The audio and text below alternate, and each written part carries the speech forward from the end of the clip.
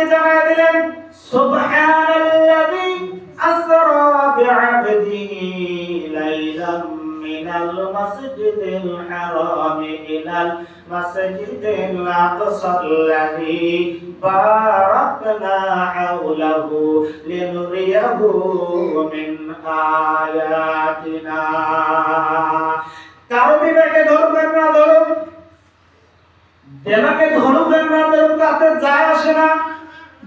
আর মুসলমান এই মেরাজের কথা যে আল্লাহর বান্দা বান্দীরা যারা সন্দেহ পোষণ করবে, নিঃসন্দেহ তার ঈমান থাকবে না, থাকবে না, থাকবে না। কেন ঈমান থাকবে না? তার কারণ কি?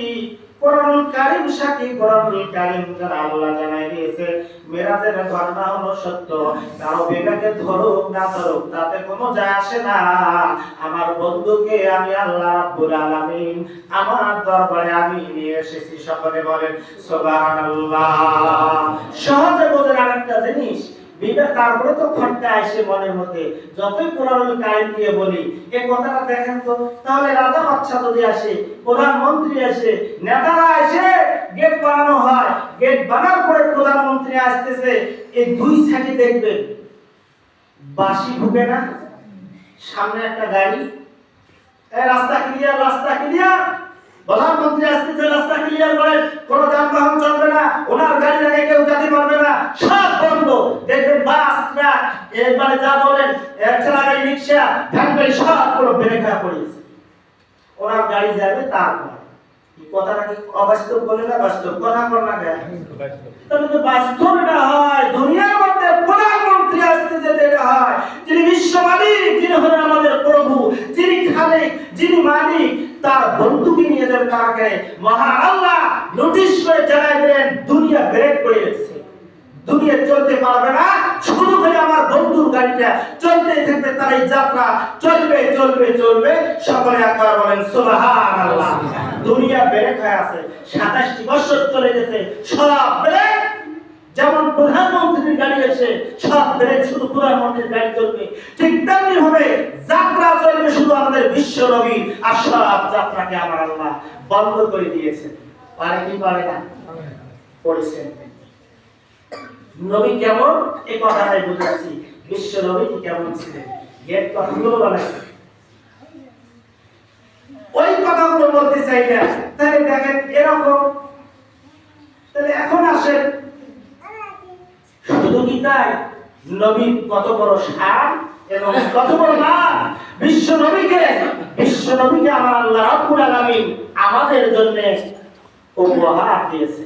তাহলে উপহারটা ছোট না বড় এটা যাচাই করা লাগবে না? কেমন উপহার দিলে নবীজি আবার কেমন! সুবহানাল্লাহ, সুবহানাল্লাহ। বিশ্ব নবী কেতাবে আছে যতক্ষণ পর্যন্ত আমাদের নবী জান্নাতে কদম দেবে না, এতক্ষণ পর্যন্ত আদম থেকে ঈসা পর্যন্ত কোন নবীর জন্য জান্নাত জায়েজ নাই। যতক্ষণ পর্যন্ত আমার নবী জান্নাতে যায় নাই, যতক্ষণ পর্যন্ত কদম দেয় নাই, এতক্ষণ পর্যন্ত সব নবীর জন্য জান্নাত হারাম। কতক্ষণ?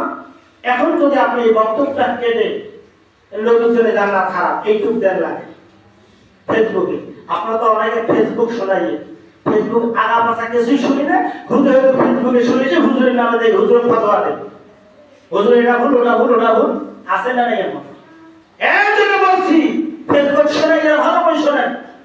হুজুর মানুষের ভুল ধরা যাবে না, আগা পাশা সব দেখতে হবে।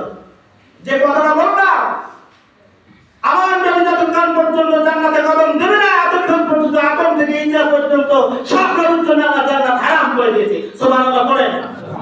যদি আপনি কাটি দেন এটা, এই পাশে কাটি, এই পাশে নবীদের জন্য জান্নাত হারাম, তোর পার উঠে যাবে বেরিয়ে। কথা ঠিক বলছি না বেটি? ভালো করে বুঝি কত কথা না? এই জন্য কথা শুনতে হয়, বুঝতে হয়, তারপর বোঝা করতে হয়। আসেন এখন আল্লাহর নবী ঘোষণা করলেন যতক্ষণ পর্যন্ত আমার উম্মতেরা জান্নাতে কদম দেবে না, এতক্ষণ পর্যন্ত আদম থেকে ঈসা পর্যন্ত যত কোন উম্মত আছে, যত নবীর উম্মত আছে, সব উম্মতের সেজন্য আমার আল্লাহ জান্নাতকে হারাম করে দিয়েছে। সুবহানাল্লাহ বলেন। আমাদের দাম আছে না নাই? কুনতুম খায়রা উম্মাতিন উখরিজাত লিন-নাস। আমরাই দামি মানুষ, আমরাই শ্রেষ্ঠ উম্মত। কত বড় দামি আমরা। তাহলে বোঝা যায় আল্লাহ যে